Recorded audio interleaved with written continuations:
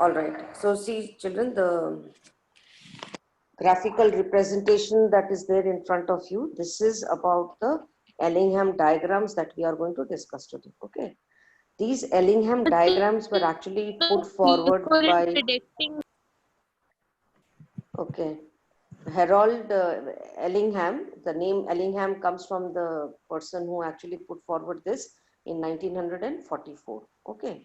So Ellingham diagram is a graphical form that represents the dependence of the stability of compounds. Usually, you can talk about oxides, sulfides, but usually what we are going to talk about in this diagram is about the oxides. All right.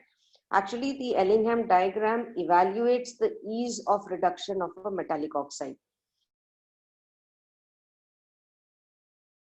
What I mean by saying here is that when we are carrying out the metallurgical process of obtaining metals from their oxides, then what are the temperature conditions, what reducing agents can be easily understood by the Ellingham diagram by predicting the conditions under which an oxide can be reduced to its metal. That is actually the help that you get from the Ellingham diagram.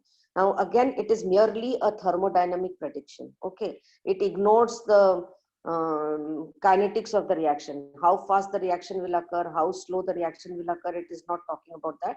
It is just telling you about the feasibility whether a certain metallic oxide can be reduced to its metal by using another metallic oxide or reducing agents like carbon, carbon monoxide, and so on. All right.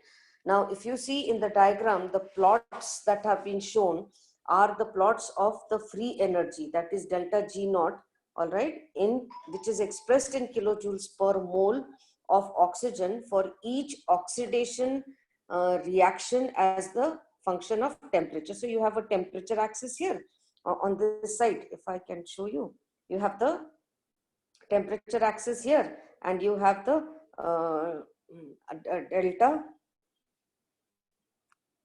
delta G naught you have along this axis. Okay. Now, if you closely look at all of these diagrams, you will find that all of them are talking about the formation of metallic oxides. Okay. It is talking about the formation of metallic oxides. And you have to understand that the metallic oxides are more stable at a lower temperature than they are at a higher temperature. Okay. Now, what I'm trying to tell you here is that suppose if I show you here, let us go by this, that if I'm talking about, let us say in the Ellingham diagram, it was M reacting with, okay, an oxygen to convert into MO, okay. Considering, if I'm considering the valency, if I have to use, then this can be, if this is 2M, valency of M is 1, then this one will be 2MO. The plots are made for this. But in the metallurgical process, we have to use the reverse diagram, I mean the reverse reaction, that is MO. Oxide of the metal has to be reduced to its metal and the oxygen will be given out. So 2MO will actually give us 2M and an O2. Now what we understand here is that in this case, the stability of these oxides, metallic oxides, is decreasing with the increase in temperature. This is one aspect of that. Another thing that we have to understand here is the thermodynamic aspect of this. Okay. Now, what is the thermodynamic aspect of this is, you know that the free energy change, that is delta G, is equal to delta H minus T delta S. All right. Now, what does delta G stand for? And if you are taking the standard free energy, obviously, all this will be under standard conditions. So in this case, if I'm talking about delta G equal to delta H minus T delta S, the negative value of delta G will tell us that the reaction is feasible. Now, for this, usually for these kinds of reactions where the metals are heated in, oxygen to convert into their oxides, usually the enthalpy, that is delta H, is considered to be negative. All right. And minus, now this becomes an important part to be decided upon whether the delta G curves will be moving in a straight line with a positive slope or with a negative slope.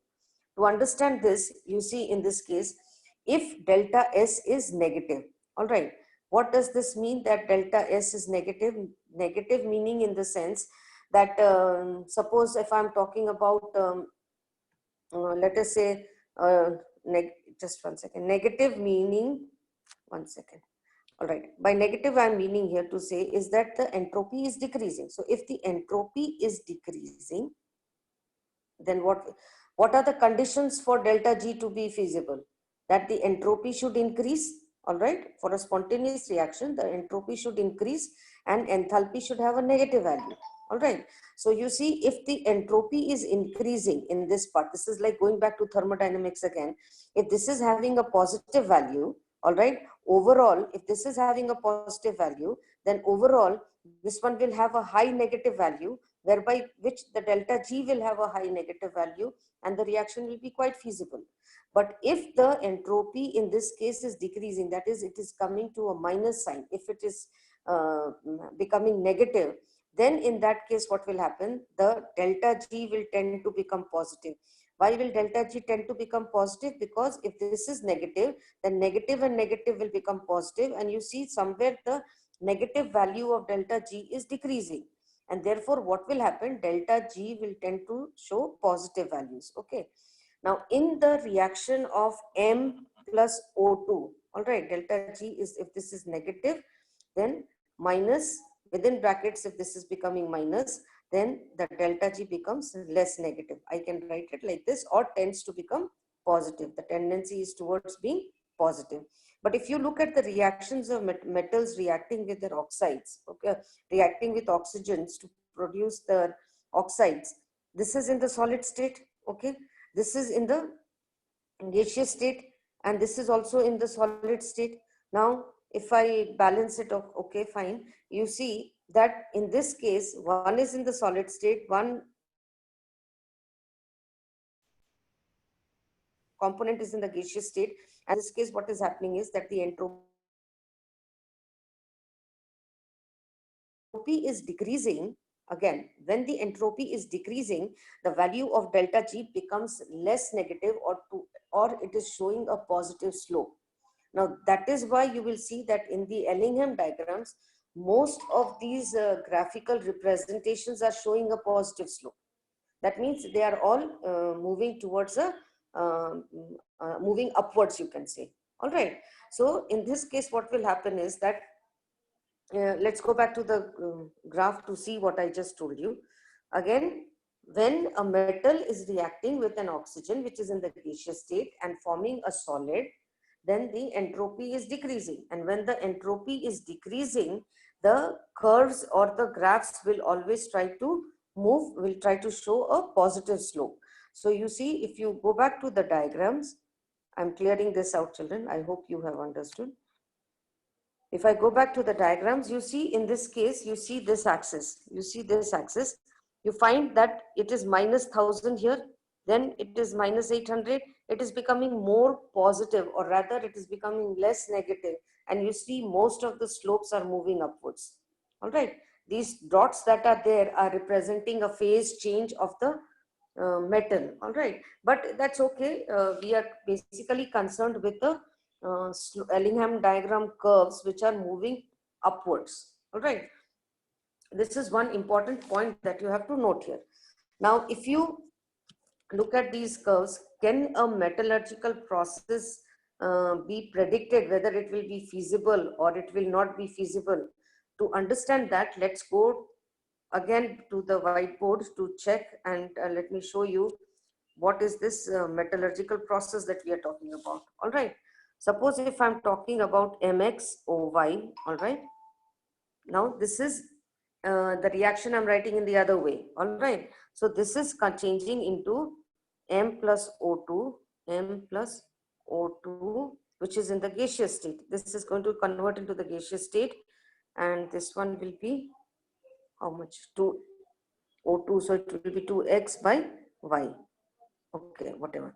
So in this case, the delta G values will have the opposite sign. All right, that means in this case it will have an opposite sign.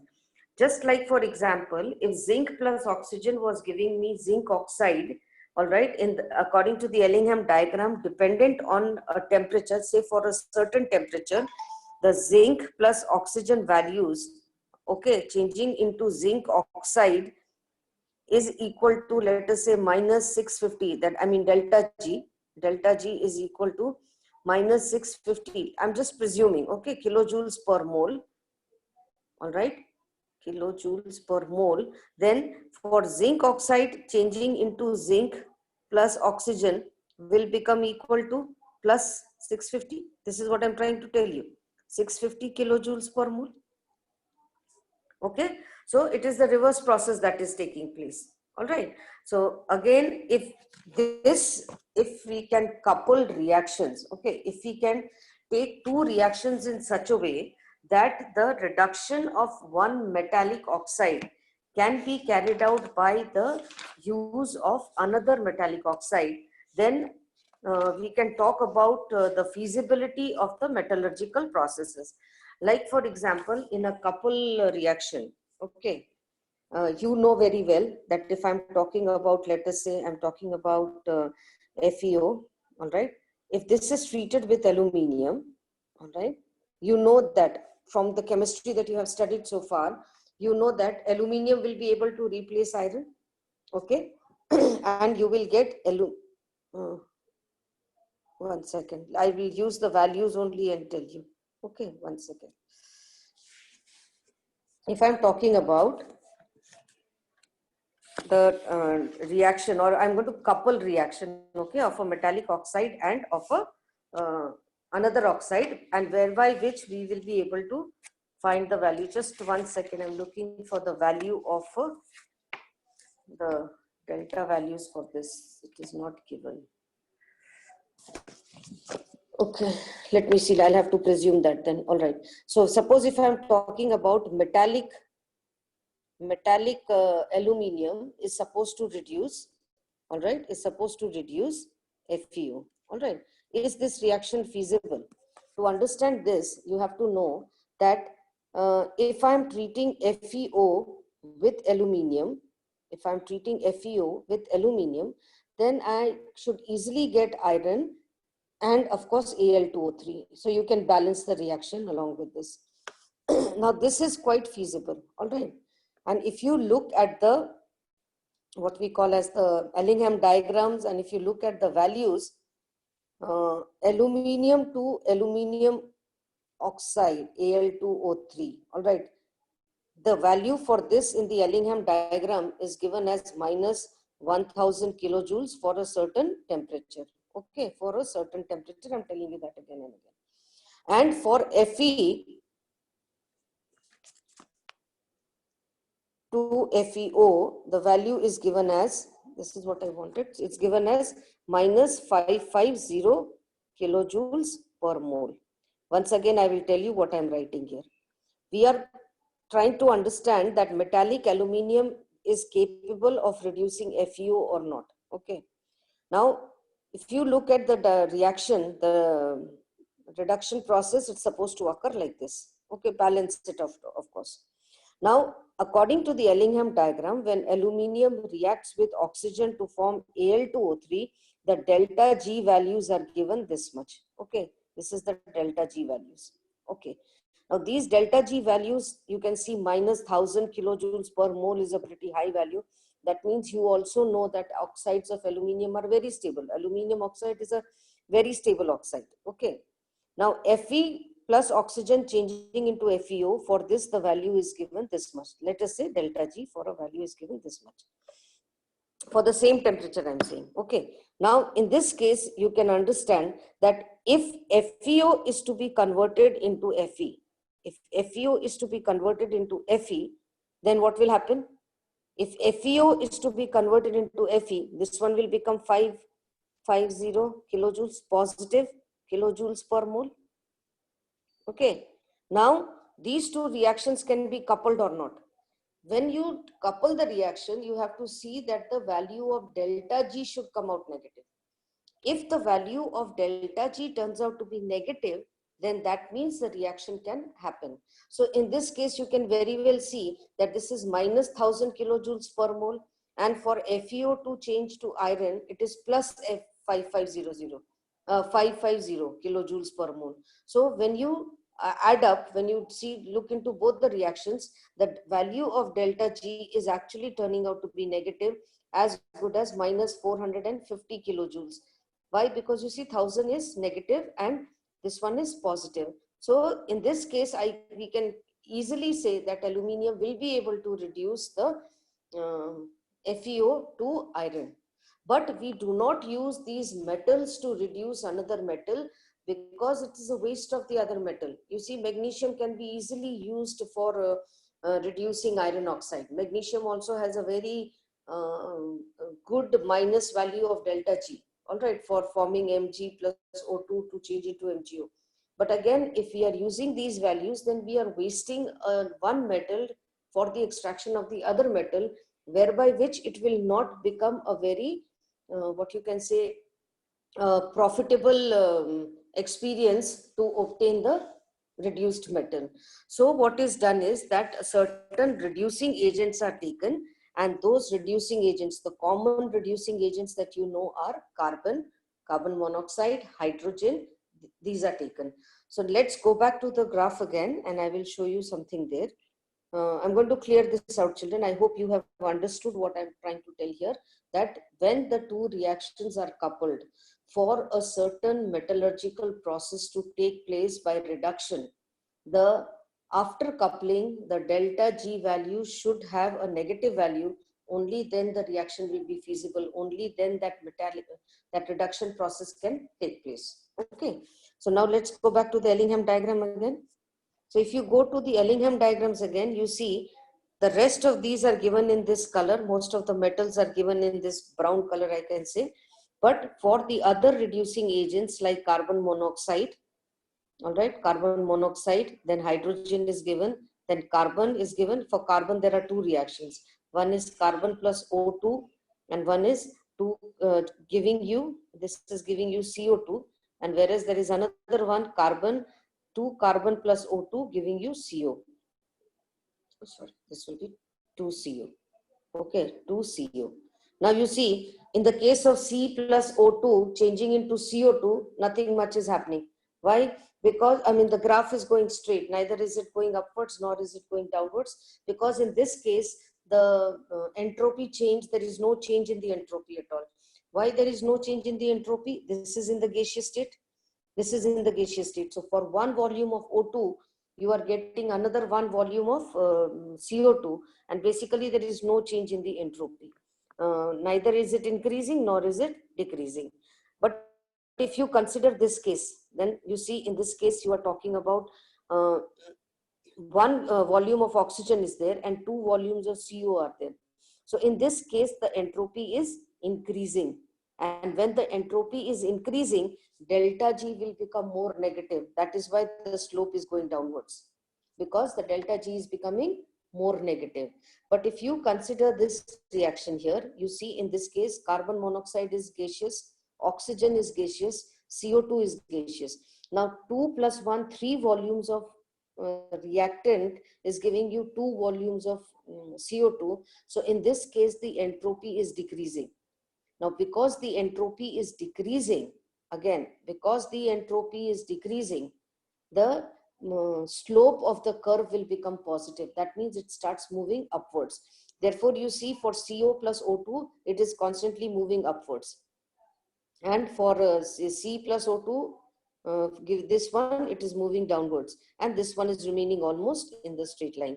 And of course, there is one given for hydrogen also. In this case also, you see 2 plus 1, there is 3 volumes of gas you are taking, and this is actually changing into the, if it is in the vapor state, it is forming the H2O there. So basically, in the metallurgical processes that you have done, we have been talking about carbon monoxide, we have been talking about carbon. Like in case of zinc, we say that zinc oxide can be reduced only by carbon. It cannot be reduced by carbon monoxide. Now, what are the rules that we have to see in the Ellingham diagram to predict whether the certain change can occur or not occur?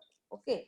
So to understand this, remember those free energy lines, all right, those free energy lines which for a metal changing into metal oxide, those free energy lines for metals changing into metal oxide, okay, as it is given here, when they lie above the free energy lines, when they lie above the free energy lines of the reducing metal to be used or the reducing element to be used, then it is feasible.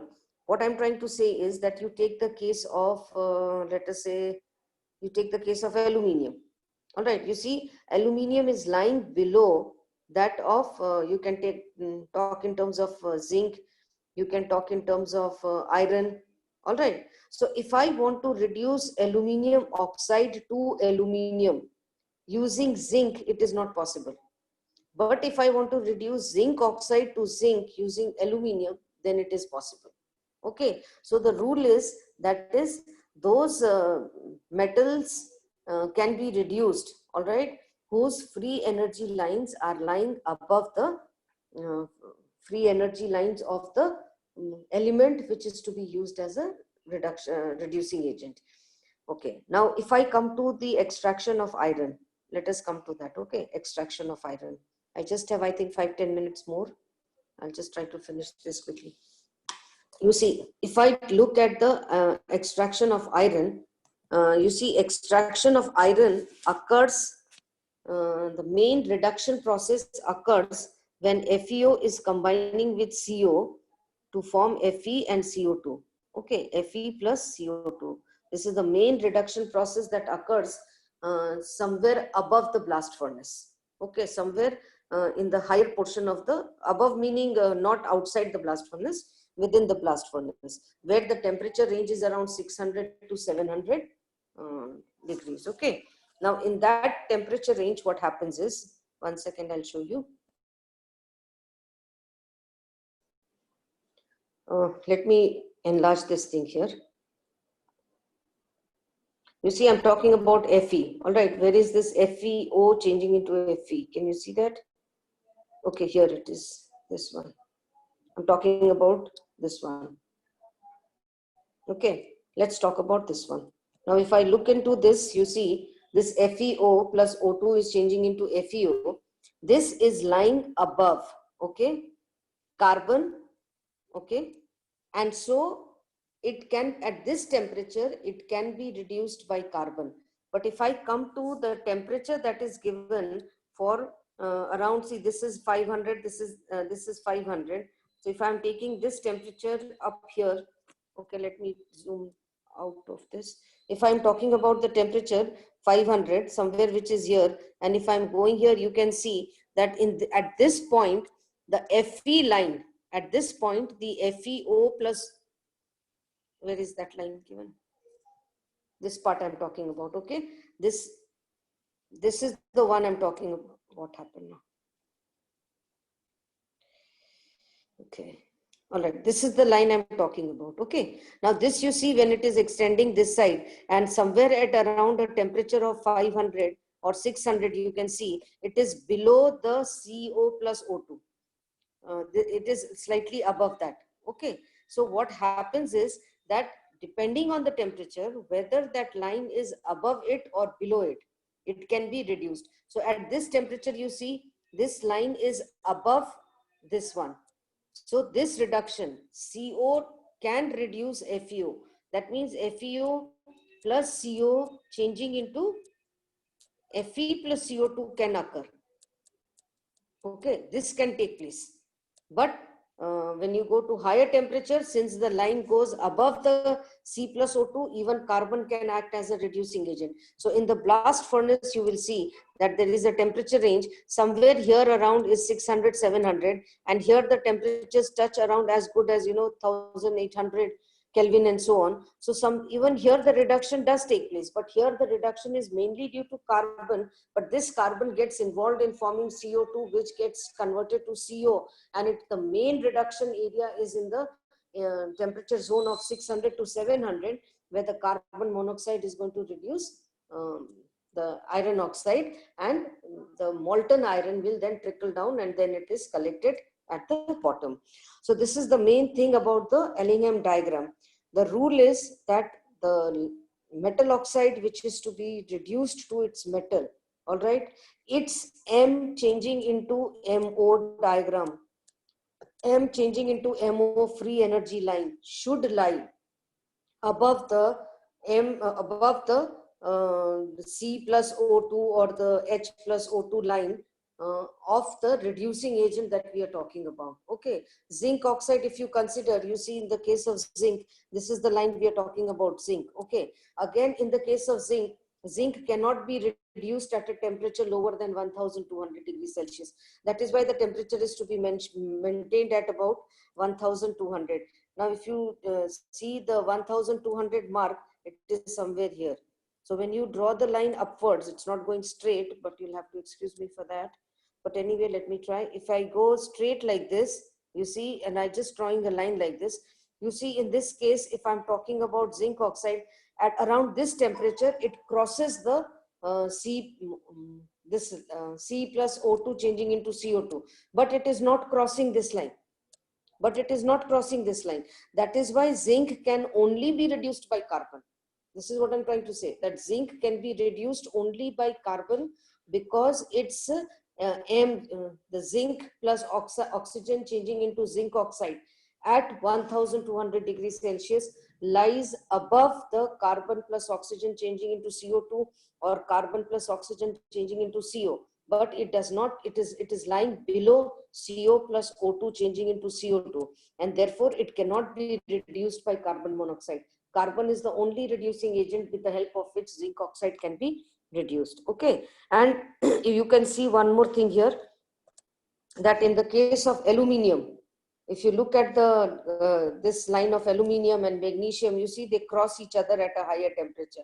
Okay, and aluminium can be extracted with the help of carbon beyond a temperature range of 2300 degrees Celsius. 2300 degree, it can be Kelvin, sorry, not this. It can be converted. Why? Because see, it's a M plus O2 changing into MO is changing it it is crossing that line and it is going above. So at this temperature, aluminium can be, but you know, at such a high temperature, aluminium will vaporize. That is why it is not used by that technique.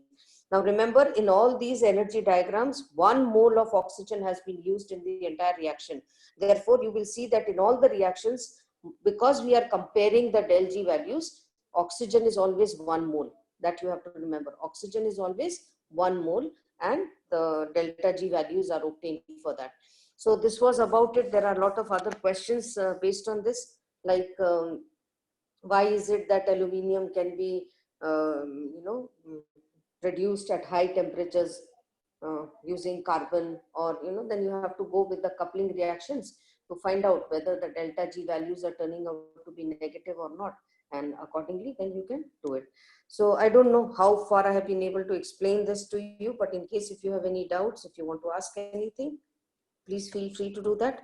And that's it about the Ellingham diagrams. Okay, it's an interesting topic, provided you actually try to understand the diagrams carefully, and that's it. Okay, anything else you want to ask, children? Yes, somebody needs to reply.